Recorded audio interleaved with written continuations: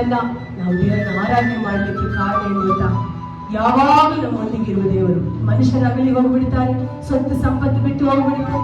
Only god, ದೇವರು ಮಾತ್ರ ನಮ್ಮೊಂದಿಗೆ ಇರುವರು. ಆದ್ರಿಂದ ಉಸಿರಿರುವ ದಿನವೆಲ್ಲ ಸ್ವಾಮಿ ನಿಮ್ಮನ್ನು ಆರಾಧನೆ ಮಾಡುವೆನು ಅಂತ ಮಾಡಿ.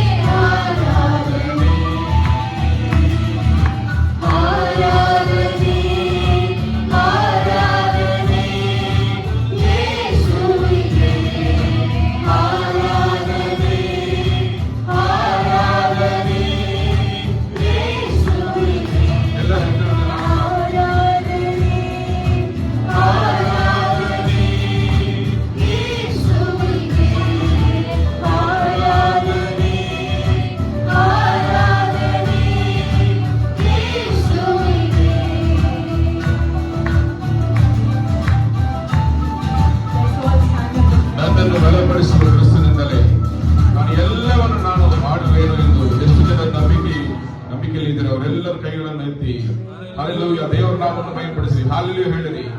ಹಲ್ಲೆಲೂಯಾ. ನನ್ನನ್ನು ಈ ತಿಂಗಳಲ್ಲಿ ದೇವರು ಬಲಪಡಿಸುವರು. God will strengthen me in this month. ನನಗೆ ಹೆಚ್ಚಾದ ಬಲವನ್ನು ನೀಡುವರು. He will give me great strength. ನಾನು ಆತನ ಪ್ರಸನ್ನತೆಯಲ್ಲಿ ಇರುವುದರಿಂದ ನಾನು ಎಲ್ಲಾ ಕಾರ್ಯಗಳಲ್ಲಿ ನಾನು ಜಯ ಹೊಂದುವೆನು. Because I stay with him, I will be a victorious person. ನಂಬಿಕೆ ಎಲ್ಲರನ್ನ ದೇವರನ್ನು ಸ್ತುತಿಸಲಿ. If you have faith in the Lord, say praise the Lord to the Lord. Praise the Lord.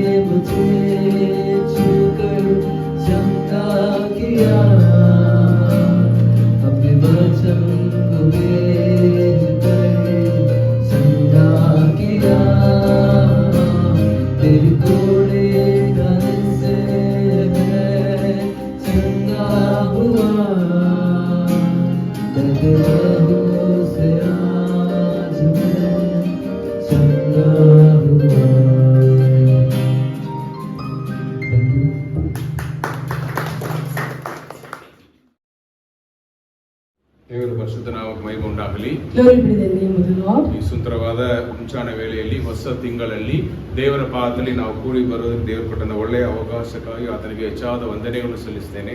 I thank the Almighty for having us stand here to deliver His word and to have given us a month of happiness and joy. ಈ ಹೊಸ ತಿಂಗಳಲ್ಲಿ ನಾವು ವಿಶೇಷವಾದ ಒಂದು ದೇವರ ವಾಕ್ಯವನ್ನು ನಾವು ಧ್ಯಾನಿಸುತ್ತಿದ್ದೇವೆ. In this new month we are about to meditate the word of the Lord. ಲೂಕನು ಬರೆದ ಸುವಾರ್ತೆ ಅಧ್ಯಾಯ 18 ವಾಕ್ಯ 18.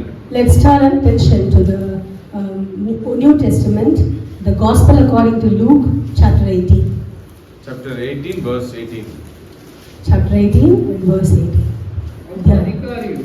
ಒಬ್ಬ ಅಧಿಕಾರಿಯು ಬಂದು ಒಳ್ಳೆ ಬೋಧಕನೇ, ನಾನು ನಿತ್ಯ ಜೀವಕ್ಕೆ ಬಾಧ್ಯನಾಗುವಂತೆ ಏನು ಮಾಡಬೇಕು ಎಂದು ಆತನನ್ನು ಕೇಳಲಾಗಿ, ನಾನು ನಿತ್ಯ ಜೀವಕ್ಕೆ ಬಾಧ್ಯನಾಗುವಂತೆ ಏನು ಮಾಡಬೇಕು ಎಂದು ಆತನನ್ನು ಕೇಳಲಾಗಿ. ಯೇಸು ಅವನಿಗೆ ಒಂದು ನಿಮಿಷ.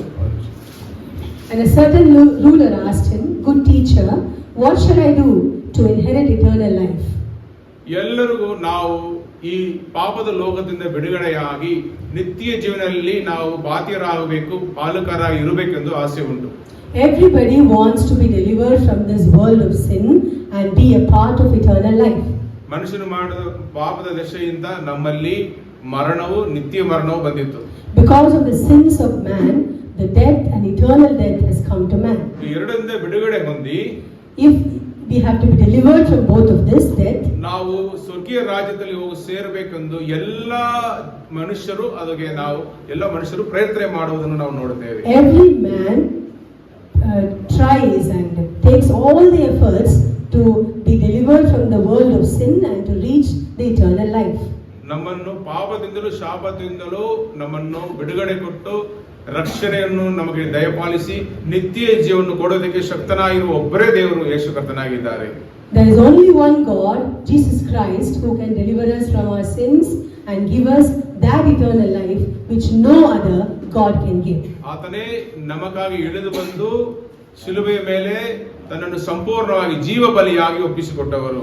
He is the one who has come down from heaven and given himself as a living sacrifice. ತನ್ನನ್ನು ಪಾಪ ಪರಿಹಾರಕ್ಕಾಗಿ ತನ್ನನ್ನು ಒಪ್ಪಿಸಿಕೊಟ್ಟು He has given as redemption of sin. ಆತನ ಆ ಬಲಿದಾನದ ಮುಖಾಂತರ Because of his sacrifice, ನಮಗೆ ಪಾಪ ಕ್ಷಮಾಪಣೆ ಉಂಟಾಯಿತು. I have been delivered from my sin. ನಾವು ದಂಡಿಸಲ್ಪಡುವ ಆ ಸ್ಥಳದಲ್ಲಿ ಅವರು ದಂಡನೆಯನ್ನು ಹೊತ್ತುಕೊಂಡ Where ಕಾರಣ I have to be punished, he had been punished. ನಮಗೆ ಬಿಡುಗಡೆ ಉಂಟಾಯಿತು. We are delivered. ನಂಬುವವರಿಗೆ ರಕ್ಷಣೆಯು, The one who believes there is salvation. ಅಂದರೆ ವಿಶೇಷವಾಗಿ ಪಾಪ ಕ್ಷಮಾಪಣೆ ಉಂಟಾಯಿತು. And specially we get the forgiveness of sins. ರಕ್ಷಣೆ ನಿತ್ಯ ಜೀವನ ನಮಗೆ ದೇವರು ದಯಪಾಲಿಸಿದರು. Salvation, eternal life are given to us. ಈ ಯಹೂದ್ಯರಲ್ಲಿ ಇರುವ ಜನರು ಕೂಡ ಹೆಂಗೆ ರಕ್ಷಣೆ ಹೊಂದಬೇಕೆಂದು ಹುಡುಕುತ್ತಾ ಇದ್ದರು. Even the Jewish people wanted salvation. ಅವರು ಸರಿಯಾಗಿ ಯೇಸು ಕರ್ತನು ಯಾರೆಂದು ಅರ್ಥ ಮಾಡಿಕೊಂಡಿರಲಿಲ್ಲ. They did not understand who was the Lord Jesus ಇಲ್ಲಿ Christ. ನಾವು ನೋಡಿದರೆ ಒಬ್ಬ ಅಧಿಕಾರಿಯು, ಒಂದು ಶ್ರೀಮಂತನಾಗಿರುವ ಅಧಿಕಾರಿಯು ಯೇಸು ಕರ್ತನನ್ನು ಹುಡುಕಿ ಬರುತ್ತಾನೆ. If you see here, you can see that there is a certain ruler who is looking for Christ. ಅವನ ಪ್ರಶ್ನೆ ಏನಾಯಿತು? What was his question? ಒಳ್ಳೆಯ ಬೋಧಕನೇ, Good teacher, ನಾನು ನಿತ್ಯ ಜೀವಕ್ಕೆ ಬಾಧ್ಯನಾಗುವಂತೆ what should I do? ನಾನು ಏನು ಮಾಡಬೇಕು ಎಂದು ಆತನನ್ನು ಕೇಳಿದ್ದಾನೆ. What must I do to inherit the eternal life?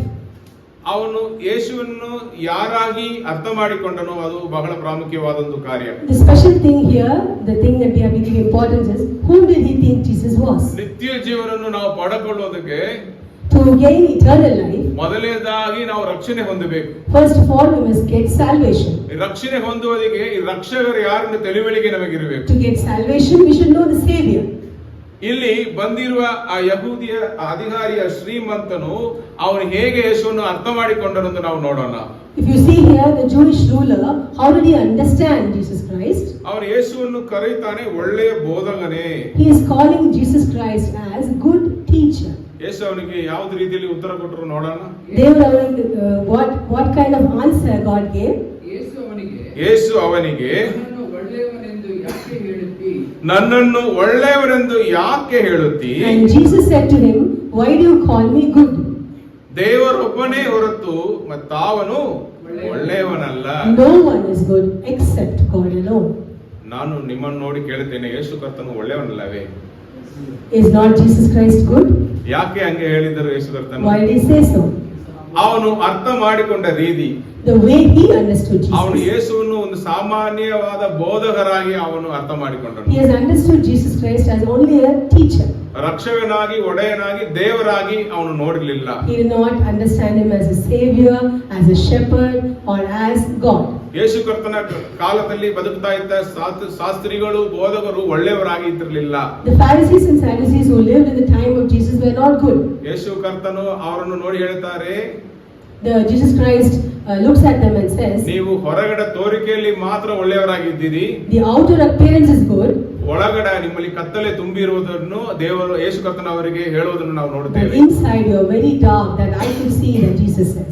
ಆದ್ದರಿಂದ ಯೇಸು ಕರ್ತನನ್ನು ಅವನು ಬೋಧಕನೇ ಎಂದು ಕರೆಯುವಾಗ, When he calls Jesus as a good teacher, ಬೋಧಕರು ಯಾರು ಒಳ್ಳೆಯವರಲ್ಲ ಎಂದು ಹೇಳಿದರು. no teacher is good, that's what he meant. ಅವನು ಆ ರೀತಿಯಲ್ಲಿ ಅರ್ಥ ಮಾಡಿಕೊಂಡವರಿಂದ ಹಂಗೆ ಹೇಳಿದರು. Because he understood that no teacher is good, he called Jesus as a good teacher. ಇಲ್ಲಿ ಯೇಸು ಕರ್ತನು ಅವನನ್ನು ನೋಡಿ ಒಂದು ವಿಷಯವನ್ನು ಹೇಳುತ್ತಾರೆ. Jesus Christ looks at him and says something.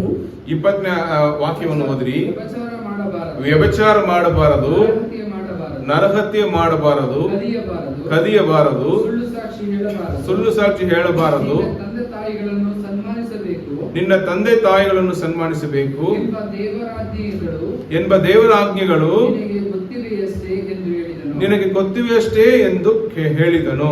You know the commandments: do not commit adultery, do not murder, do not steal, do not bear false witness, honor your father and mother. ಇಲ್ಲಿ ದೇವರು ಇದೆಲ್ಲ ನೀನು ಹಿಂಬಾಲಿಸಿ ಬರ್ತಾ ಇದೀಯಾ, ಇದೆಲ್ಲ ನಿನಗೆ ಗೊತ್ತಾ ಎಂದು ಅವರು ಕೇಳುತ್ತಾರೆ. Are you following all these things? Do you know all these things? Jesus asks. ಅದಕ್ಕೆ ಅವನು ಕೊಟ್ಟ ಉತ್ತರವನ್ನು ನಾವು ನೋಡೋಣ 21ನೇ ವಾಕ್ಯದಲ್ಲಿ. What was the answer in the verse 21? ಇದಕ್ಕವನು, ನಾನು ಚಿಕ್ಕಂದಿನಿಂದಲೂ ಇವೆಲ್ಲವನ್ನು ಸರಿಯಾಗಿ ನಡಕೊಂಡು ಬಂದಿದ್ದೇನೆ. ನಾನು ಚಿಕ್ಕ ವಯಸ್ಸಿಂದಲೇ ಇವೆಲ್ಲವನ್ನು ನಾನು ಸರಿಯಾಗಿ ಅನುಸರಿಸುತ್ತಾ ಬಂದಿದ್ದೇನೆ, ಬಂದಿದ್ದೇನೆ ಎಂದು ಅವನು ಹೇಳಿದನು. ನೋಡಿದರೆ ಅವನು ಚಿಕ್ಕ ವಯಸ್ಸಿಂದ ಆ ದೇವರ ಕಟ್ಟಳೆಗಳನ್ನು ಹಿಂಬಾಲಿಸುವನಾಗಿದ್ದನು. From childhood he has been following all the commandments that God has given. ನೀವು ನೋಡಿದರೆ ಅವನು ಶ್ರೀಮಂತನಾಗಿರುವ ಮನುಷ್ಯನು. He was a very rich man. ಅವನು ನಿತ್ಯ ಜೀವನವನ್ನು ಪಡೆದುಕೊಳ್ಳಬೇಕೆಂದು ಆಸೆ ಪಡುವನಾಗಿದ್ದನು. He wanted to get eternal life. ದೇವರ ಕಟ್ಟಳೆಗಳನ್ನು ಹಿಂಬಾಲಿಸುವನಾಗಿದ್ದನು. He was following the commandments of ಅಂದ್ರೆ God. ಅವನು ಕಟ್ಟಳೆಯನ್ನು ಹಿಂಬಾಲಿಸುವವರೇ ನೀತಿವಂತರೆಂದು ನಾವು ಸತ್ಯವೇದದಲ್ಲಿ ನೋಡ್ತೇವೆ. ಹಳೆ ನಿಯಮದಲ್ಲಿ In Old Testament we see the one who follows the commandments are righteous. ಇಲ್ಲಿ ಯೇಸು ಕರ್ತನು ಅವನಲ್ಲಿ ಬಯಸುವ ಅವನಲ್ಲಿ ಏನು ಬೇಕು ಎಂದು ಅವರು ಬಯಸುತ್ತಾರೆ ಅದನ್ನು ಇವತ್ತು ನಾವು ನೋಡೋಣ. What does Jesus desire from him to get the eternal life? Let us see. ಯೇಸು ಅದನ್ನು ಕೇಳಿ ಅವನಿಗೆ, ಇನ್ನೂ ನಿನಗೆ ಒಂದು ಕಡಿಮೆಯಾಗಿದೆ, ನಿನ್ನ ಬದುಕನ್ನೆಲ್ಲ ಮಾರಿ ಬಡವರಿಗೆ ಹಂಚಿಕೊಡು, ಪರಲೋಕದಲ್ಲಿ ನಿನಗೆ ಸಂಪತ್ತಿರುವುದು, ಆಮೇಲೆ ನೀನು ಬಂದು ನನ್ನನ್ನು ಹಿಂಬಾಲಿಸು ಎಂದು ಹೇಳಿದನು. When Jesus heard this, he said to him, one thing you still lack, sell all that you have and distribute to the poor, and you will have treasure in heaven, and then come and follow me. ನೀವು ಇಲ್ಲಿ ನೋಡಿದರೆ ಯೇಸು ಕರ್ತನು ಅಲ್ಲಿ ಒಂದು ಮಾತನ್ನು ಅವನಿಗೆ ಹೇಳಲು ಬಯಸಲು, ನಿನ್ನಲ್ಲಿ ಒಂದು ಕೊರತೆ ಉಂಟು. He is telling, Jesus Christ is telling to him that I want to say something to you. You have still something, one thing lacking. ನೀ ಶ್ರೀಮಂತನಾಗಿರುವುದರಿಂದ, because you are rich, ಈ ಹಣದ ಮೇಲೆ ಹೆಚ್ಚಾದ ನಂಬಿಕೆ ಇಟ್ಟಿದ್ದೀಯಾ. You have kept all your dependence and trust in the money. ಈ ಹಣ ಇರುವುದರಿಂದ, because you have money, ಈ ಹಣ ಇರುವುದರಿಂದ ನನಗೆ ಏನು ಕೊರತೆ ಇಲ್ಲ. because I am rich, I don't need anything you think. ಎಲ್ಲ ನನ್ನಲ್ಲಿ ಇರುವುದರಿಂದ, because I have everything, ನನಗೆ ಏನು ಸಮಸ್ಯೆ ಇಲ್ಲ ಎಂದು ನೀ ಅದರ ಮೇಲೆ ನಂಬಿಕೆ ಇಟ್ಟಿದ್ದೀಯಾ. I might not have any problem, and you put all your trust in your riches. ಹಾಗಾದ್ರೆ ಅವನು ದೇವರನ್ನು ಇಡಬೇಕಾಗಿರುವ ಸ್ಥಳದಲ್ಲಿ ಹಣವನ್ನು ಇಟ್ಟಿದ್ದಾನೆ. And here we see he has replaced money in the place of God. ಅವನಿಗೆ ಹಣವೇ ದೇವರಾಗಿತ್ತು. Now the money has become his God. ಇಲ್ಲಿ ನೋಡಿರಿ, ದೇವರು ಹಿಂಗೆ ಹೇಳಿ ಅವರು ಈ ರೀತಿಯಲ್ಲಿ ಹೇಳ್ತಾರೆ, ನೀನು ಏನು ಮಾಡಬೇಕು, ನೀನು ಬದುಕನ್ನೆಲ್ಲ ಮಾರಿ ಬಡವರಿಗೆ ಹಂಚಿಕೊಡು, ಪರಲೋಕದಲ್ಲಿ ನಿನಗೆ ಸಂಪತ್ತಿರುವುದು, ನೀನು ಬಂದು ಆಮೇಲೆ ನನ್ನನ್ನು ಹಿಂಬಾಲಿಸು. Jesus says, you sell all that you have and distribute to the poor, and you will have treasure in heaven, and then come and follow me. ನೀನು ನಂಬಿರುವ ಈ ಹಣವನ್ನು ನೀನು ಎಲ್ಲವನ್ನು ಬಿಟ್ಟು ಕೊಡಬೇಕು, ಎಲ್ಲವನ್ನು ಬಡವರಿಗೆ ಕೊಟ್ಬಿಟ್ಟು ಆಮೇಲೆ ನನ್ನನ್ನು ಹಿಂಬಾಲಿಸಿ ಹೇಳಿದರು. The money that you trust, the riches that you trust, you should leave it all and then come and follow me.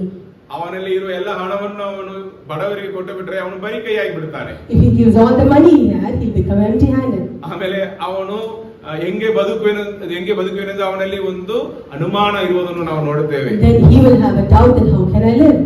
ಆದ್ದರಿಂದ 23ರ ವಾಕ್ಯವನ್ನು ನಾವು ನೋಡುವಾಗ, we see 23rd verse, ಅವನು ಬಹಳ ಐಶ್ವರ್ಯವಂತನಾಗಿ ಇದ್ದದರಿಂದ, because he was very rich, ಇದನ್ನು ಕೇಳಿ, he heard this, ಇದನ್ನು ಕೇಳಿ ಬಹಳ ವ್ಯಸನಗೊಂಡನು. he was very sad. ಆಮೇಲೆ ಅವನನ್ನು ನೋಡಿ ಯೇಸು ಕರ್ತನು ಹೇಳುತ್ತಾರೆ, ಯೇಸು ಅವನನ್ನು ನೋಡಿ, ಧನವಂತರು ದೇವರ ರಾಜ್ಯದಲ್ಲಿ ಸೇರುವುದು ಎಷ್ಟೋ ಕಷ್ಟ, ಧನವಂತರು ದೇವರ ರಾಜ್ಯದಲ್ಲಿ ಸೇರುವುದು ಎಷ್ಟೋ ಕಷ್ಟ. How difficult it is for those who have wealth to enter the kingdom of God.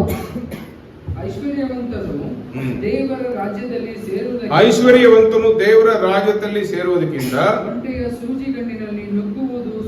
ಒಂಟೆಯ ಸೂಜಿಗಣ್ಣಿನಲ್ಲಿ ನುಗ್ಗುವುದು ಸುಲಭ ಅಂತನು.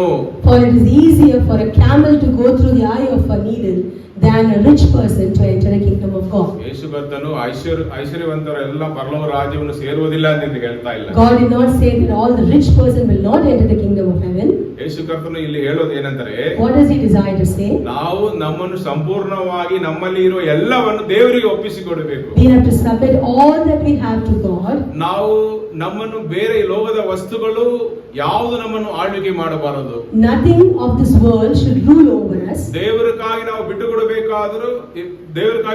ಬಿಟ್ಟುಕೊಡಬೇಕಾದರೂ ಒಂದು ಪರಿಸ್ಥಿತಿ ಬಂದ್ರೆ ಏನಾದರೂ ಅದನ್ನು ನಾವು ಬಿಟ್ಟುಕೊಡಬೇಕು. We should be able to sacrifice anything that we have for the sake of the Lord. ಇಲ್ಲಿ ಯೇಸು ಕರ್ತನು ಅವನನ್ನು ಈ ರೀತಿಯಲ್ಲಿ ಹೇಳುವಾಗ ಹಣವನ್ನು ಐಶ್ವರ್ಯವನ್ನು ಬಿಟ್ಟುಕೊಡುವುದಕ್ಕೆ ಅವನಿಗೆ ಮನಸ್ಸಿಲ್ಲ. When the Lord says this, he is not willing to give away his money. ಆದ್ದರಿಂದ ಅವನು ಬಹಳ ವ್ಯಸನವುಳ್ಳವನಾಗಿ ತಿರುಗಿ ಹೋಗಿಬಿಟ್ಟನು. Because he was very sad and he went back. ನೀವು ಇಲ್ಲಿ ನೋಡಿ, ಅದನ್ನು ನಾವು ಹೇಳುತ್ತೇವೆ ಬದುಕು ಬಾಳಿನ ಡಂಬ. This is the pride of life. ಅವನನ್ನು ಹಣ ಆಳ್ವಿಕೆ ಮಾಡುತ್ತಾ ಇದ್ದರಿಂದ, because money was ruling over him, ಅವನಿಗೆ ದೇವರು ನಿತ್ಯ ಜೀವವು ಬೇಡ ಎಂದು ಹೋಗಿಬಿಟ್ಟನು. Now he did not want God or eternal life. ನಾನು ಹಣ ಇದ್ರೆ ಸಾಕು, ನಾನು ಚೆನ್ನಾಗಿ ಬದುಕಬೇನು ಎಂದು ಅವನು ಹಂಗೆ ತಿರುಗಿ ಹೋಗಿಬಿಟ್ಟನು. He thought, if I have money, that's enough, I will live a very nice life. ಹಣ ಇರುವುದರಿಂದ ನಾವು ಈ ಲೋಕದಲ್ಲಿ ಚೆನ್ನಾಗಿ ಬದುಕಕ್ಕಾಗುತ್ತಾ? Is it easy? Is it possible that we can live happy because we have money? ಒಂದು ಶ್ರೀಮಂತನು ಇದ್ದನು.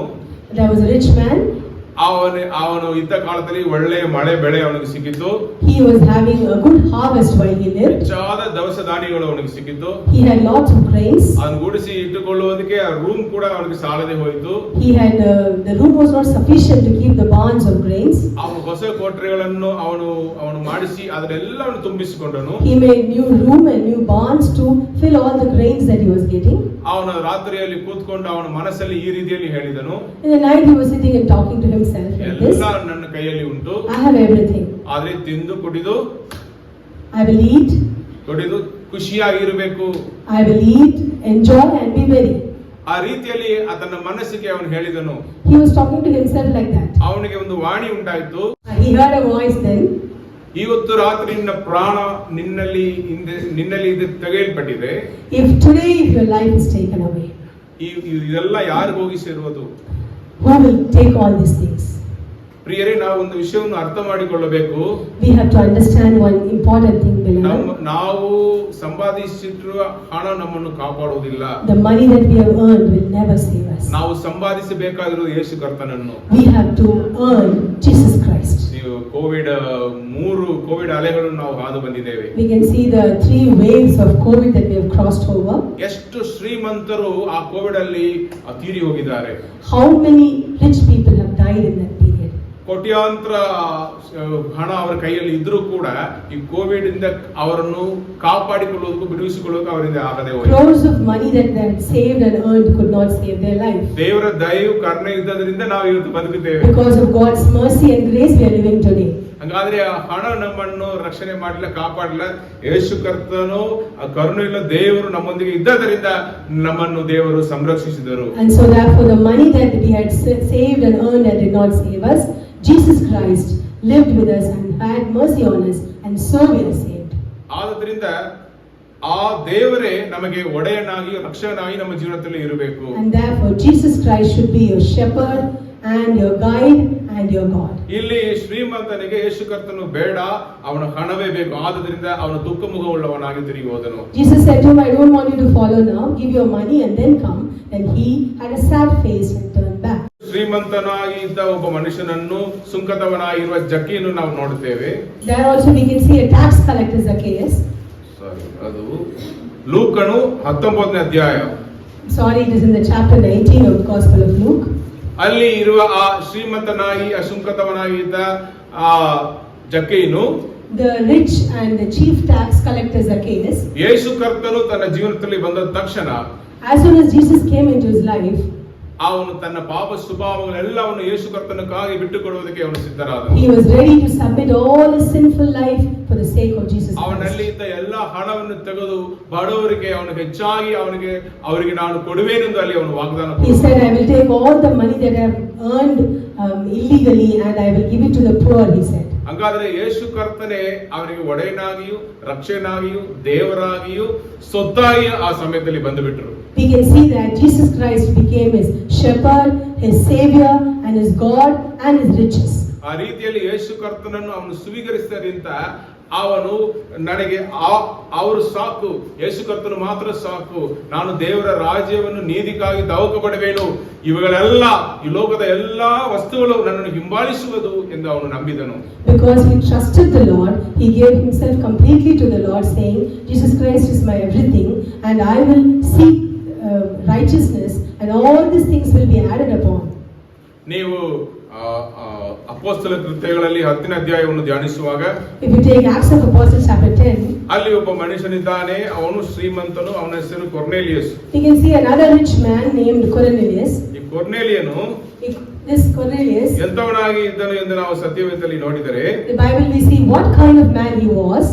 10ನೇ ಅಧ್ಯಾಯ 2ನೇ ವಾಕ್ಯದಲ್ಲಿ Chapter 10 verse 2, ಅವನು ಭಕ್ತನು, he was a devout man, ತನ್ನ ಮನೆಯವರೆಲ್ಲರ ಸಹಿತವಾಗಿ ದೇವರಿಗೆ ಭಯಪಡುವವನು ಆಗಿದ್ದು, ತನ್ನ ಮನೆಯವರೆಲ್ಲರ ಸಹಿತವಾಗಿ ದೇವರಿಗೆ ಭಯಪಡುವವನು, he feared God with all his household, ಜನರಿಗೆ ಬಹಳವಾಗಿ ದಾನ ಧರ್ಮ ಮಾಡುತ್ತಾ ದೇವರಿಗೆ ನಿತ್ಯವೂ ಪ್ರಾರ್ಥನೆ ಮಾಡುತ್ತಾ ಇದ್ದನು. ಜನರಿಗೆ ಬಹಳವಾಗಿ ದಾನ ಧರ್ಮ ಮಾಡುತ್ತಾ ದೇವರಿಗೆ ನಿತ್ಯವೂ ಪ್ರಾರ್ಥನೆ ಮಾಡುತ್ತಾ ಇದ್ದನು. he gave alms generously to the people and prayed continually to God. ಅವನು ಶ್ರೀಮಂತನೇ, He was also a rich man. ಅವನು ಯಹೂದಿನಲ್ಲ, He was not a Jew. ಅವನು ಅನ್ಯ ಜನರಲ್ಲಿ ಒಬ್ಬನಾಗಿದ್ದನು, He was a man from Gentile. ದೊಡ್ಡ ಅಧಿಕಾರಿ. He was a big authority. ಅವನು ಎಂತವನಾಗಿದ್ದನಂದ್ರೆ ಅವನು ದೇವರ ಮೇಲೆ ಭಯಭಕ್ತಿ, ಯೆಹೋವ ದೇವರ ಮೇಲೆ ಭಯಭಕ್ತಿ ಉಳ್ಳವನಾಗಿ, He was having a fear for the Jehovah. ಅದು ಮಾತ್ರ ಅಲ್ಲ, ಅವನು ಇರುವ ಎಲ್ಲ ಶ್ರೀಮಂತಿಕೆಯಿಂದ ಜನರಿಗೆ ದಾನ ಧರ್ಮಗಳನ್ನು ಮಾಡುವನಾಗಿದ್ದನು. He was giving generously alms to the poor. ದೇವರೊಂದಿಗೆ ನಡೆಯುವನಾಗಿ ಅಂದ್ರೆ ನಿತ್ಯ ಪ್ರಾರ್ಥನೆ ಮಾಡುವನಾಗಿದ್ದನು. He was walking with the Lord and praying continually every day. ಅಂತವನ ಮನೆಗೆ ದೇವರು ಪೇತ್ರನನ್ನು ಕಳುಹಿಸಿದ್ದಾರೆ. To his house God sends Peter. ಯೇಸು ಕರ್ತನ ಬಗ್ಗೆ ಇರುವ ಸುವಾರ್ತೆ ಸಾರಲ್ಪಡುತ್ತೆ. About the salvation, about Jesus Christ being shared, the gospel.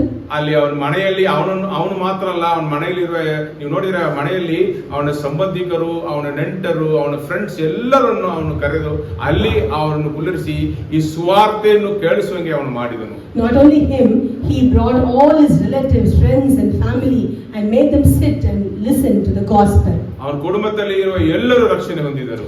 All his family members were saved. ಅದು ಮಾತ್ರ ಅಲ್ಲ, ಅಲ್ಲಿ ಬಂದ ಎಲ್ಲರೂ ರಕ್ಷಣೆ ಹೊಂದಿದರು. Not only his family, even those who came there to listen to the gospel were saved that day. ಎಷ್ಟು ದೊಡ್ಡ ಆಶೀರ್ವಾದವನ್ನು What a ದೇವರು big blessing God has given. ಪ್ರಿಯರೇ, ನಾವು ನಮ್ಮ ಜೀವನದಲ್ಲಿ ದೇವರನ್ನೇ ನಾವು ಒಡೆಯನಾಗಿ ಪ್ರಭುವಾಗಿ ನಾವು ಆತನಿಗೆ ಕೊಡಬೇಕಾದ ಗಣಮಾನ ಮರ್ಯಾದನೆ ಕೊಟ್ಟು ಆ ಸ್ಥಳದಲ್ಲಿ ಇಟ್ಟಿರಬೇಕು. We should keep Jesus Christ as our shepherd, our leader, our God and our everything and give him his place. ನಮ್ಮ ಹಳೆಯ ಸ್ವಭಾವಗಳು ಇಲ್ಲ, ಹಣವು, ಈ ಮನುಷ್ಯರು ಯಾರು ನಮ್ಮನ್ನು ಆಳ್ವಿಕೆ ಮಾಡಬಾರದು. Not our old characters, money or people should rule over us. ನೀವು ಸತ್ಯವೇದದಲ್ಲಿ ನೋಡಿದರೆ, If you look into the scriptures, ಆದಿಕಾಂಡ 3ನೇ ಅಧ್ಯಾಯದಲ್ಲಿ in Genesis chapter 3, ಶೈತಾನನು ಹವ್ವಳನ್ನು ಮೋಸ ಮಾಡುವಾಗ, ವಂಚಿಸುವಾಗ, when Satan had deceived Eve, ಅದರಲ್ಲಿ 3 ತರದ ಪಾಪಗಳಿಂದ ಅವಳನ್ನು ವಂಚಿಸ್ತಾನೆ. 3 types of sins he deceives with. ಶಾರೀರಿಕ ಆಸೆ, ಕಣ್ಣಿನ ಆಸೆ, ಬದುಕು ಬಾಳಿನ ಡಂಬ. Lust of eyes, lust of flesh and pride of life. ಆ ಮೂರನೇದಾಗಿ ಇರುವ ಆ ಬದುಕು ಬಾಳಿನ ಡಂಬ ಜೀವನದ ಅಹಂಕಾರ ಏನಂದ್ರೆ, The third one, the attitude, the pride of life, what is it? ನೀವು ಈ ಹಣ್ಣನ್ನು ತಿಂದ್ರೆ If you eat this fruit, ನೀವು ದೇವರ ತರ ಆಗುವಿರಿ, you will become like God. ನಿಮಗೆ ಒಳ್ಳೆಯದು ಕೆಟ್ಟದ್ದು ಗೊತ್ತಾಗುತ್ತದೆ. You can understand, discern between the good and the bad. ಆ ಅರಿವು, ಆ ತಿಳಿವಳಿಕೆ ನಿಮಗೆ ಸಿಗುತ್ತೆ ಎಂದು ಹೇಳುತ್ತಾನೆ. That knowledge will be given to you, says Satan. ಅದಕ್ಕೆ ಏನ್ ಅರ್ಥ? What is the meaning? ನೀವು ತಿಳಿವಳಿಕೆಯನ್ನು ಹೊಂದಿದ ಮೇಲೆ When you get that discernment, ನೀವು ನೀವಾಗಿ ಸ್ವಯವಾಗಿ ನೀವು ಬದುಕುವುದಕ್ಕೆ ಸಾಧ್ಯತೆ ಉಂಟು. You can live yourself. ನಿಮಗೆ ದೇವರ ಅವಶ್ಯಕತೆ ಇಲ್ಲ. You don't need God. ನೀವು ಯಾಕೆ ಸೃಷ್ಟಿಸಲ್ಪಟ್ಟಿರಿ, ನಿಮ್ಮ ದೇವರ ಉದ್ದೇಶ ಏನು, ದೇವರ ಯೋಜನೆ ಏನು, ಅದು ಏನು ಗೊತ್ತಿಲ್ಲದೆ ನೀವಾಗಿ ಬದುಕಬಹುದು. You don't have to bother about or know about why you are created, what's God's intention towards you, what is your aim that God has for you. Nothing you had to know. You can do everything on yourself. ದೇವರು ಯಾರು, ನಮ್ಮ ದೇವರು ಯಾರು, ಅವರ ಸದ್ಗುಣಗಳೇನು, ಅವರು ನಮ್ಮಲ್ಲಿ ಏನು ಬಯಸ್ತಾರೆ, ಅದು ಏನು ಗೊತ್ತಿಲ್ಲದೆ ನಾವು ಬದುಕುವೆವು. Who is God? What God desires from us? What is His great qualities that we have to follow? Nothing of which we need to know. We can live for ourselves. ಇದನ್ನು ಅವಳು ಕೇಳಿ ಆ ಹಣ್ಣನ್ನು ತಿಂದು ಅವರು ಪಾಪ ಮಾಡಿದರಿಂದ, because she listened to Satan, were deceived and ate the fruit. ಆ ದೇವರು ಎಂತವರು, ಅವರ ಮಕ್ಕಳಾಗಿರುವ ನಾವು ಹೆಂಗೆ ಬದುಕಬೇಕೆಂದು ಅವರಿಗೆ ಗೊತ್ತಿಲ್ಲದೆ ಹೋಯಿತು. They did not know the attributes, the qualities of the Lord and how His children should live. ಅವರು ಪರಿಶುದ್ಧರು ಎಂದು ಗೊತ್ತಿಲ್ಲದೆ ಹೋದದರಿಂದ ಅವರು ಎಲ್ಲಾ ತರದ ವ್ಯಭಿಚಾರದ ಪಾಪಗಳು, ಎಲ್ಲ ಪಾಪಗಳನ್ನು, ಅಸಹ್ಯ ಕಾರ್ಯಗಳನ್ನು ಮಾನವಕುಲ ಮಾಡಿದನ್ನು ನಾವು ನೋಡುತ್ತೇವೆ. Because they did not know that the God was a holy God, they did all adultery and lived against the rules and the regulations of the Lord. ಅವರು ನೀತಿ ಸ್ವರೂಪನಾದ ದೇವರು, ಸತ್ಯ ಸ್ವರೂಪನಾದ ದೇವರೆಂದು ಗೊತ್ತಿಲ್ಲದ ಕಾರಣ ಇವರು ಅನ್ಯಾಯಗಳನ್ನು ಮಾಡೋದಕ್ಕೆ ಪ್ರಾರಂಭಿಸಲು ನಾವು ನೋಡ್ತೇವೆ. Because they did not know that the God is a righteous God, they did things that is against the righteousness. ಎಲ್ಲಾ ತರದ ಪಾಪಗಳು ಅವರು ದೇವರ ಬಗ್ಗೆ ಇರುವ ತಿಳುವಳಿಕೆ ಹೊಂದದೆ ಹೋದದರಿಂದ ಅವರಿಗೆ ಈ ಪಾಪಗಳೆಲ್ಲ ಅವರ ಜೀವನದಲ್ಲಿ ಬಂದದನ್ನು ನಾವು ನೋಡುತ್ತೇವೆ. We can see that they had all the sins in their life because they did not know that these are the qualities that God does not like. ಹಾಗಾದ್ರೆ ಈ ಬದುಕು ಬಾಳಿನ ಡಂಬ ಬಹಳ ಅಪಾಯಕರವಾದದ್ದು. This pride of life is very, very dangerous. ನಾನು ದೇವರಿಲ್ಲದೆ ನಾನಾಗಿ ನನ್ನ ಸ್ವಂತ ಬಲದಿಂದ, ಸ್ವಂತ ಹಣದಿಂದ, ಸ್ವಂತ ತಿಳುವಳಿಕೆಯಿಂದ ನಾನು ಬದುಕುವೆನು ಎಂದು ಬದುಕೋದೆ ಬದುಕು ಬಾಳಿನ ಡಂಬ. Without the strength of the Lord, without God's help, I can live myself because I have my money, my riches and my health. I know everything. This is called pride of life. ಈ life. ಬದುಕು ಬಾಳಿನ ಡಂಬ ವಿಶ್ವಾಸಿಗಳೊಂದಿಗೆ ಬರುವುದು ಗೊತ್ತಿಲ್ಲದೆ ಬರುತ್ತೆ. This pride of life without knowing even comes in the midst of believers. ನಾನು ಸಭೆಯಲ್ಲಿ ಹಲವು ಸಾರಿ ಇದರ ಬಗ್ಗೆ ಮಾತನಾಡಿದೆ. Many times I have repeatedly told about this pride of life. ಯೇಸುವಿನ ಪಾದದಲ್ಲಿ ನಾವು ಮೊಟ್ಟಮೊದಲು ಬರುವಾಗ, when we completely come to the presence and feet of the Lord, ಬಲಿಷ್ಠರಲ್ಲ, I am not strong, ಹೆಚ್ಚಾದ ಆರೋಗ್ಯ ಹೊಂದಿದವರಲ್ಲ, I don't have great health, ಹೆಚ್ಚಾದ ಶ್ರೀಮಂತಿಕೆ ನಮ್ಮಲ್ಲಿ ಇಲ್ಲ, I am not rich, ಹೆಚ್ಚಾದ ತಿಳುವಳಿಕೆ ಇಲ್ಲ, I don't have discernment, ಈ ರೀತಿಯಲ್ಲಿ ನಾವು ತಿರಸ್ಕರಿಸಲ್ಪಟ್ಟವರಾಗಿ ಗಣನೆಗೆ ಬಾರದವರಾಗಿ ಬಂದೆವು. I am not worthy of anything. I have been pushed and humiliated, and that is the time I came to Christ. ಯೇಸು ಕರ್ತನಲ್ಲಿ ನಂಬಿಕೆ ಇಟ್ಟದರಿಂದ, because I trusted and I kept my faith in the Lord, ನಮ್ಮಲ್ಲಿ ಬಿಡುಗಡೆ ಉಂಟಾಯಿತು. I was delivered, ನಾವು ಆರೋಗ್ಯಕರವಾಗಿ ಬದುಕುತ್ತೇವೆ. I am healthy, ಹೆಚ್ಚಾದ ಹಣವನ್ನು ಕೊಟ್ಟು ಆಶೀರ್ವದಿಸಿದರು. God has blessed me with the riches, ಎಲ್ಲ ಅಗತ್ಯತೆಗಳನ್ನು ಪೂರೈಸಿದರು. God has met all my needs, ಕುಟುಂಬವನ್ನು ಕೊಟ್ಟರು.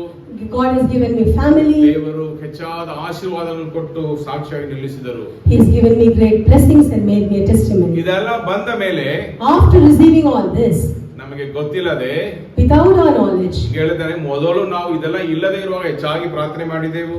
without having all this, when we had nothing, we had prayed well, ಸಭೆಗೆ ಬಂದೆವು, we have come to church, ಸತ್ಯವೇದಕ್ಕೆ ನಾವು ಸಮಯ ಕೊಟ್ಟೆವು, we have given time for the word of God, ಸಾಕ್ಷಿಯಾಗಿ ಬದುಕಿದೆವು, we have lived a testimonial life. ಎಲ್ಲ ನಮಗೆ ಬಂದ ಎಲ್ಲ ಆಶೀರ್ವಾದಗಳು ನಮಗೆ ಸಿಕ್ಕಿದ ಮೇಲೆ, after we receive all the blessings, ನಾವು ಎಲ್ಲ ಇದೆ ಅಲ್ಲ, ಏನಾದ್ರೂ ನಮಗೆ ಆರೋಗ್ಯ ಕೊರತೆ ಬಂದರೆ ಡಾಕ್ಟರ್ ಅನ್ನು ಹುಡುಕಿ ಹೋಗುತ್ತೇವೆ. we have everything. If I have any problem medically, I will go to a doctor. ಏನಾದರೂ ಸಹಾಯ ಬೇಕಾದ್ರೆ ನಾವು ಮನುಷ್ಯರ ಸಹಾಯಕ್ಕೆ ನಾವು ಹೋಗುತ್ತೇವೆ. If I need any help, I will go to man. ಈ ರೀತಿಯಲ್ಲಿ ನಮ್ಮ ನಂಬಿಕೆಯನ್ನು ತೆಗೆದು ವಸ್ತುಗಳ ಮೇಲೆಯೂ, ಹಣದ ಮೇಲೆಯೂ, ಮನುಷ್ಯರ ಮೇಲೆ ನಾವು ಇಡುತ್ತೇವೆ.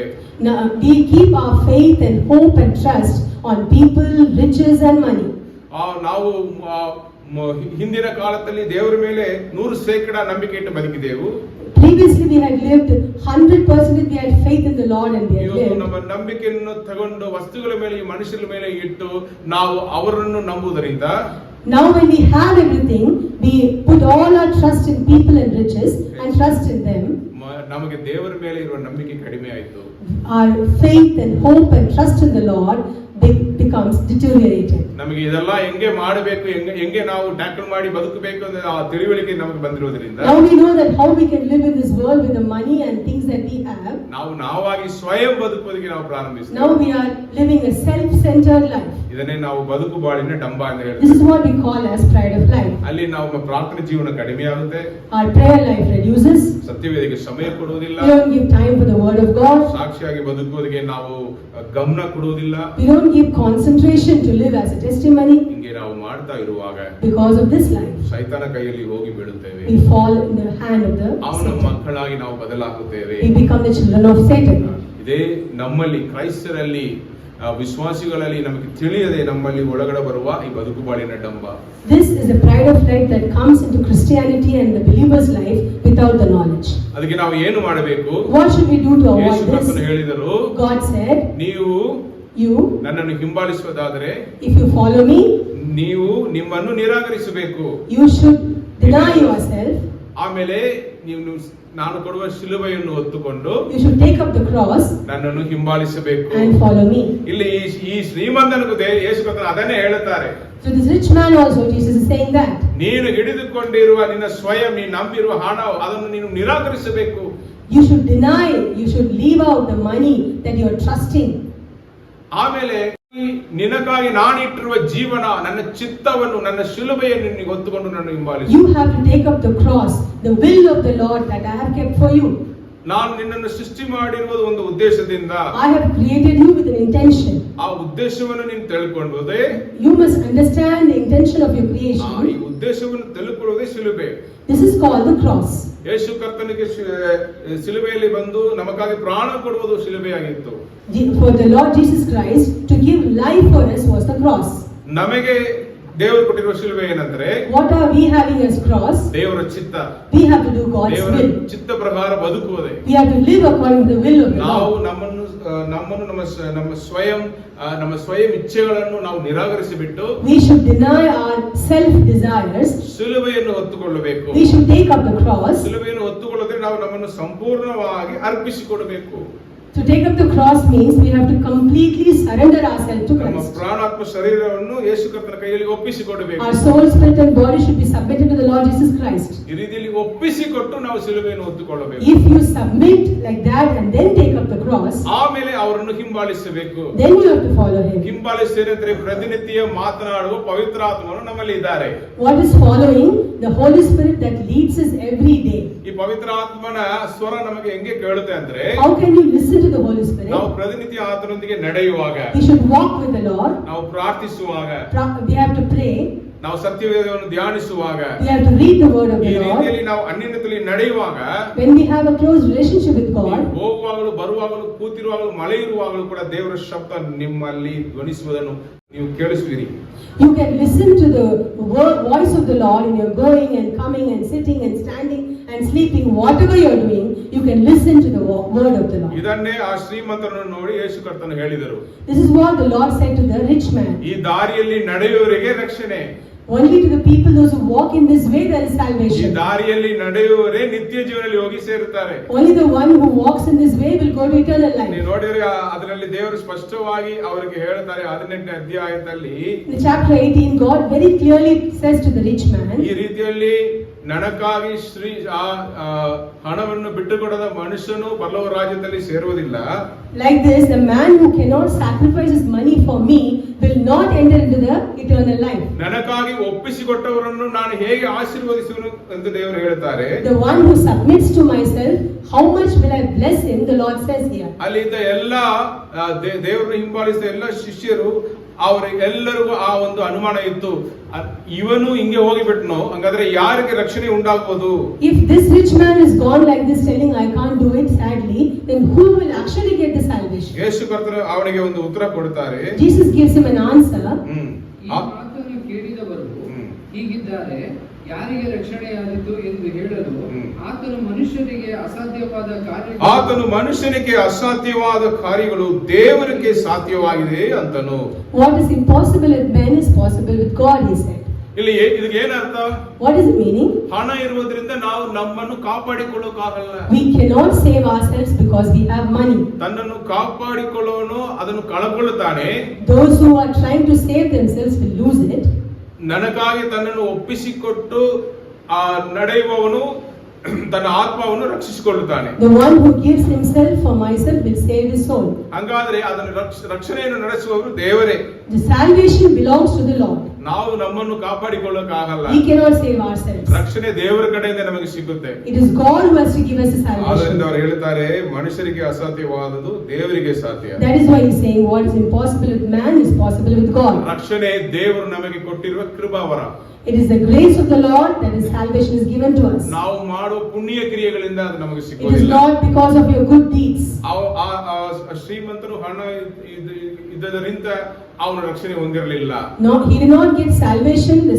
The rich man Cornelius, he did not get salvation because of his riches. ಇವನು ಪುಣ್ಯಕ್ರಿಯೆಗಳು ಕೂಡ ಮಾಡುವುದಕ್ಕೆ ಅವನು ಸಿದ್ಧನಾಗಿಲ್ಲ.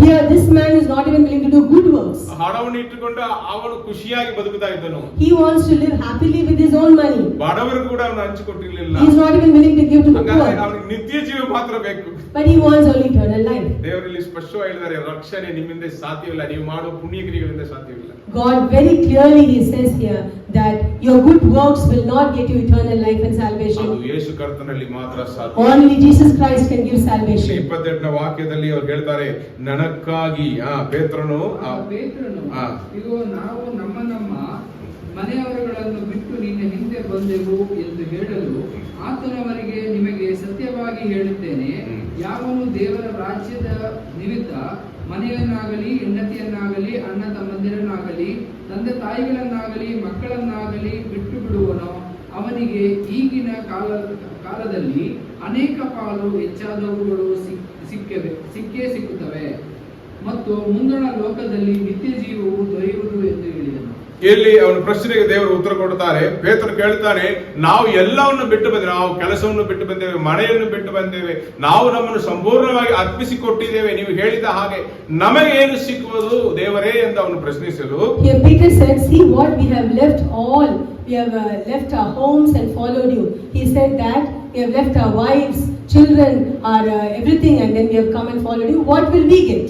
ಇಲ್ಲಿ ದೇವರು ಅವನಿಗೆ ಕೊಡುವ ಸದೂತ್ರ ಏನಂದ್ರೆ, What is the answer Jesus is giving ಯಾವನು here? ದೇವರ ರಾಜ್ಯ ನಿಮಿತ್ತ Whoever for the sake of the kingdom of God, ಮನೆಯನ್ನಾಗಲಿ their ಹೆಂಡತಿಯನ್ನಾಗಲಿ homes, their wives, ಅಣ್ಣ ತಮ್ಮಂದಿರಾಗಲಿ brothers and sisters, ತಂದೆ ತಾಯಿಗಳನ್ನಾಗಲಿ mothers and fathers, ಮಕ್ಕಳನ್ನಾಗಲಿ children, ಬಿಟ್ಟು ಬಿಟ್ಟಿರುವನು.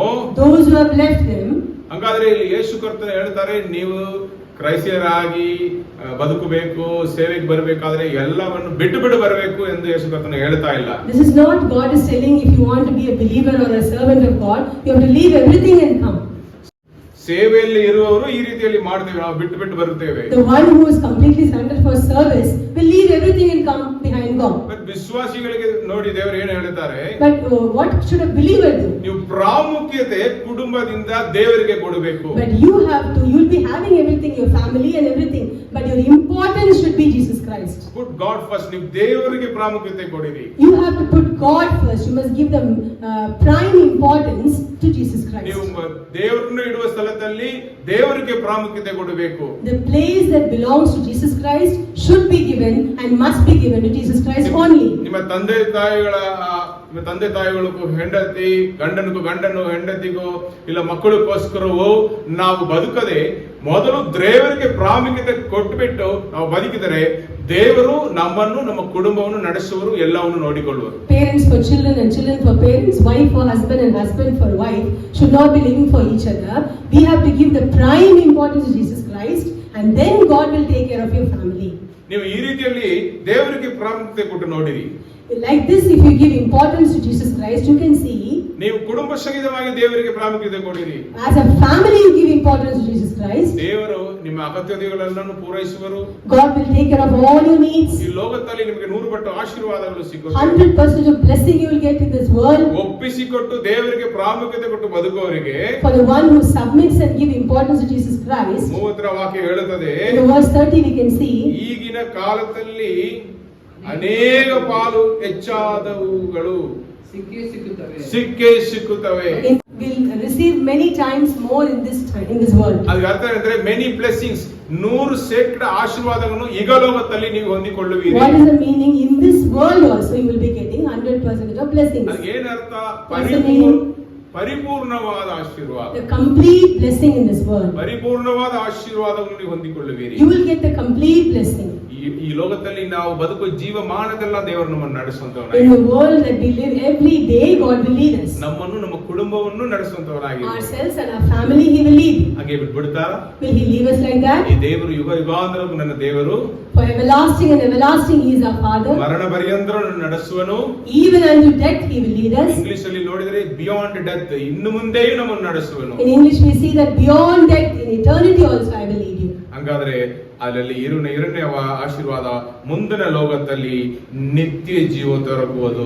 And in the age to come, even eternal life will be given to you. Double blessing, ಇಮ್ಮಡಿ ಆಶೀರ್ವಾದವನ್ನು ದೇವರು ಇಲ್ಲಿ You are getting here the double blessings, blessings in this world and blessings of eternal life. ಯಾರಿಗೆ ಈ ಆಶೀರ್ವಾದ ಸಿಕ್ಕುತ್ತೆ? Who will get this blessing? ಮೊದಲನೇದಾಗಿ ದೇವರು ಯಾರೆಂದು ಅರ್ಥ ಮಾಡಿಕೊಳ್ಳಬೇಕು.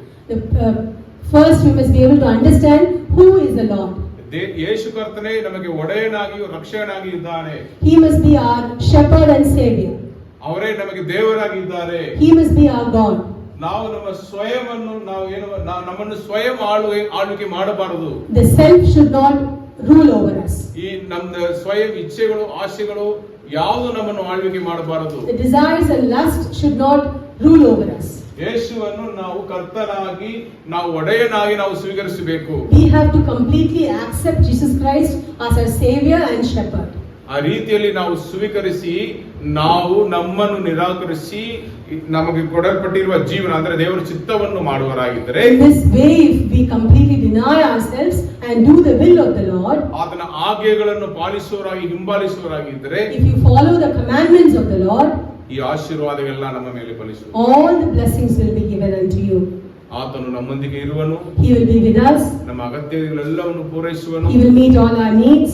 100% ಆಶೀರ್ವಾದ ಅಂದ್ರೆ ಸಾಮಾನ್ಯವಾದ ಆಶೀರ್ವಾದ ಅಲ್ಲ. 100% of blessing is not normal blessings. ಅದು ಹೆಂಗೆ ಸಿಗುತ್ತೆ, ಅದು ಆಗುತ್ತಾ, ಏನಾದ್ರೂ ಸಾಕ್ಷಿ ಇದೆಯಾ ಅಂತ ನೀವು ಕೇಳಿದರೆ, Is it possible? Is there any testimony like that?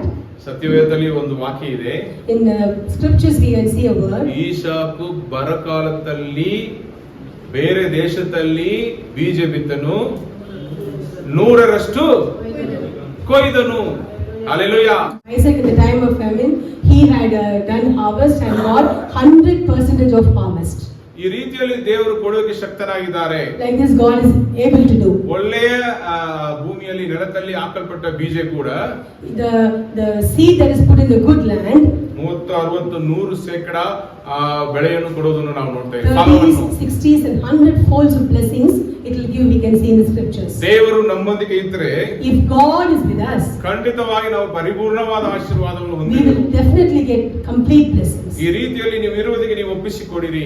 You have to submit yourself to live a life like this. ನಿಮ್ಮನ್ನು ನಿಮ್ಮ ಕುಟುಂಬಗಳನ್ನು ಒಪ್ಪಿಸಿಕೊಡಿರಿ. You and your family, you submit yourselves. ನಿಮ್ಮ ಮಕ್ಕಳನ್ನು ದೇವರಿಗೆ Submit ಒಪ್ಪಿಸಿಕೊಡಿರಿ. your children to the Lord Jesus ನಿಮ್ಮ Christ. ಕೆಲಸವನ್ನು ದೇವರಿಗೆ Your ಒಪ್ಪಿಸಿಕೊಡಿರಿ. job you submit to the Lord Jesus ನಿಮ್ಮ Christ. ವ್ಯಾಪಾರವನ್ನು ಒಪ್ಪಿಸಿಕೊಡಿರಿ. Your business you give it to Jesus ನಿಮ್ಮ Christ. ಸೇವೆಯನ್ನು ದೇವರಿಗೆ Your ಒಪ್ಪಿಸಿಕೊಡಿರಿ. service to God, ministry you give it to Jesus Christ. ನೀವು ನಿಮ್ಮ ಸ್ವಇಚ್ಛೆಗಳನ್ನು ಪೂರೈಸುವುದಕ್ಕೆ ಪ್ರಯತ್ನ ಪಡಬೇಡಿರಿ. Do not desire to fulfill your own desires. ನೀವು ನಿಮ್ಮನ್ನು ನಿರಾಕರಿಸಿ, You have to deny yourself.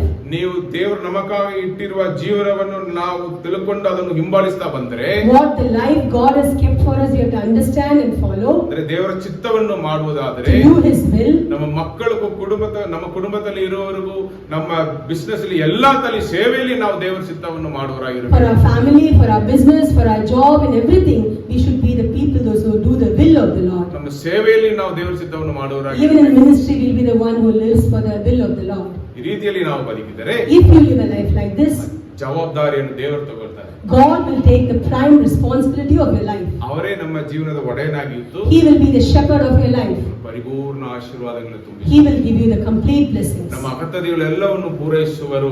He will give you all the provisions that you need. ಒಳ್ಳೆಯ ಆರೋಗ್ಯವನ್ನು ಕೊಡುವರು. He will give you a great strength and health. ನಮ್ಮನ್ನು, ನಮ್ಮ ಮಕ್ಕಳನ್ನು, ಕುಟುಂಬವನ್ನು ಆಶೀರ್ವದಿಸುವರು. He will completely bless you, your family and your children. ನಮ್ಮ ಮಕ್ಕಳು ಆ ಆಶೀರ್ವಾದ ಹೊಂದಿದವರಾಗಿರುವರು. Your children will be blessed. ನಮ್ಮ ವ್ಯಾಪಾರದಲ್ಲಿ ನಷ್ಟ ಬರುವುದಿಲ್ಲ, ಲಾಭ ಸಿಗುವುದು. You will not get loss in your business, you will have profit in your business. ನಿಮ್ಮ ನಿಮ್ಮ ಕೆಲಸವನ್ನು ಆಶೀರ್ವದಿಸುವರು. God will bless your job. ಮನೆಯಲ್ಲಿಯೂ ಹೊಲೆಯಲ್ಲಿಯೂ ಕೆಲಸ ಮಾಡುವ ಸ್ಥಳದಲ್ಲಿಯೂ ವ್ಯಾಪಾರದಲ್ಲಿಯೂ ನಾವು ಸಾಕ್ಷಿಗಳಾಗಿ ಇರಬೇಕು. In your house, in the fields, in the society, in your job, you will be a testimony. ಈ ರೀತಿಯಲ್ಲಿ ಬದುಕಿ If you live a life like this, ನಾವು ಮಾತ್ರ ನಮ್ಮ ಕುಟುಂಬ ಸಹಿತವಾಗಿ ನಾವು ಬದುಕಿ let us live a life like this, not only us but our family also. ಸಾಕ್ಷಿಗಳಾಗಿ ಬದುಕಿ Let's live a testimonial life. ಖಂಡಿತವಾಗಿ ಯೇಸು ಕರ್ತನ ಆಗಮನದಲ್ಲಿ ನಾವು ಕೂಡ ನಿತ್ಯ ಜೀವನದಲ್ಲಿ ಹೋಗಿ ಸೇರುವೆವು, ಆತನೊಂದಿಗೆ ಸರ್ವ ಸದಾ ಕಾಲ ಬದುಕುವೆವು. Definitely in the coming of the Lord, let's also join with him and share the eternal life. ಆದ್ದರಿಂದ ಇವತ್ತು ದೇವರು ಮಾತನಾಡಿದ ವಾಕ್ಯಗಳನ್ನು ನೀವು ಗಮನಿಸಿ ಅದನ್ನು ಅರ್ಥ ಮಾಡಿಕೊಂಡು ನಿಮ್ಮ ಹೃದಯ ಹಲಗೆಯನ್ನು ನೀವು ಅದು ಬರೆದು ಇಟ್ಟುಕೊಂಡು Please listen to the word that the Lord is speaking to you today. Write in the tablet of your heart. ನೀವು ಅದನ್ನು ಹಿಂಬಾಲಿಸುವರಾಗಿರಿ. You have to be the ones who follow the word that God has spoken to you today. ಇನ್ನೊಂದು ಸಾರಿ ಹೇಳ್ತೇನೆ, ಈ ವಾಕ್ಯಕ್ಕೆ ನೀವು ವಿಧೇಯರಾಗಿರಿ. You should be obedient to the word of the ಈ Lord. ವಾಕ್ಯಕ್ಕೆ ವಿಧೇಯರಾಗಿ ಇದ್ದವರೆಲ್ಲ ಈಗ ಲೋಕದಲ್ಲಿ ಆಶೀರ್ವಾದ ಹೊಂದಿದವರಾಗಿ ಸಾಕ್ಷಿಗಳಾಗಿ ಬದುಕಿದರು. All the people, those who have lived obedient to the word of the Lord, had been a blessing so far. ಜಕ್ಕೇನು ಸಾಕ್ಷಿಯಾಗಿ ಬದುಕಿದನು. Zacchaeus had a testimonial life. ಕೊರ್ನೇಲಿಯನು ಸಾಕ್ಷಿಯಾಗಿ ಬದುಕಿದನು. Cornelius had a testimonial life. ಅರಿಮಥನ ಯೋಸೇಫನು ಸಾಕ್ಷಿಯಾಗಿ ಬದುಕಿದನು. Joseph had a testimonial life. ಆಮೇಲೆ ನೋಡಿದರೆ ಕೆಲವೊಂದು ಹೆಂಗಸರು ಯೇಸುವಿಗೆ ಸಹಾಯ ಮಾಡುವಂತವರಾಗಿದ್ದರು, ಅವರು ಕೂಡ ಸಾಕ್ಷಿಗಳಾಗಿ ಬದುಕಿದರು. Some of the women also had been helping Jesus Christ in ministry, even they had a testimonial life. ಈ ಕಾಲದಲ್ಲಿ ಎಷ್ಟೋ ವಿಶ್ವಾಸಿಗಳು ದೇವರಿಗೆ There ಸಾಕ್ಷಿಗಳಾಗಿದ್ದಾರೆ. are so many people, believers, those who are testimonies for the Lord. ನಾವು ಸಾಕ್ಷಿಗಳಾಗಿದ್ದೇವೆ. Let us also live a testimonial life. Hallelujah. Hallelujah. ಎಲ್ಲರೂ ಕಣ್ಣುಗಳು ಮುಚ್ಚಿ ನಾವು ಪ್ರಾರ್ಥಿಸೋಣ, ಒಪ್ಪಿಸಿಕೊಟ್ಟು Let's ಪ್ರಾರ್ಥಿಸೋಣ. close our eyes and submit ourselves and pray to the Lord. ಪರಿಶುದ್ಧ ತಂದೆಯೇ, ಈ ವಾಕ್ಯಗಳ ಮುಖಾಂತರ ನೀವು ನಮ್ಮೊಂದಿಗೆ ಮಾತನಾಡಲಿಕ್ಕಿರಬೇಕಾಗಿ ನಿಮಗೆ ಸ್ತೋತ್ರ. Having Lord, thank you Lord for speaking to us through these words.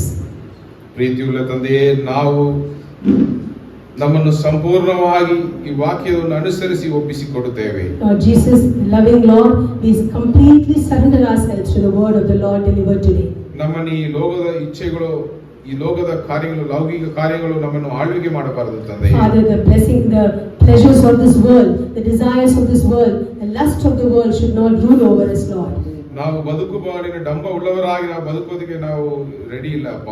Appa, we are not ready to live a life that is having this pride of life in us. ಅದು ನಮ್ಮನ್ನು ಹಾಳು ಮಾಡುವಂತದ್ದಾಗಿರುತ್ತದೆ. Lord Jesus, it is going to spoil us. ನಾವು ನಮ್ಮನ್ನು ಸಂಪೂರ್ಣವಾಗಿ ನಿಮ್ಮ ಪಾತ್ರದಲ್ಲಿ Father, ಒಪ್ಪಿಸುತ್ತೇವೆ. we completely surrender ourselves in your hands. ನೀವು ನಮಗಾಗಿ ಇಟ್ಟಿರುವ ಚಿತ್ತ ನಮ್ಮಲ್ಲಿ ನೆರವೇರಲಿ. Lord, let your will be done in our lives. ನಿಮ್ಮ ಯೋಜನೆಗಳು ನಮ್ಮಲ್ಲಿ ನೆರವೇರಲಿ. Let your desires be fulfilled in our lives. ನೀವು ಪ್ರತಿನಿತ್ಯ ಮಾತನಾಡುತ್ತಾ ನಮಗೆ ಆಲೋಚನೆ ನೀಡಿ ದಾರಿಯನ್ನು ತೋರಿಸಿರಿ.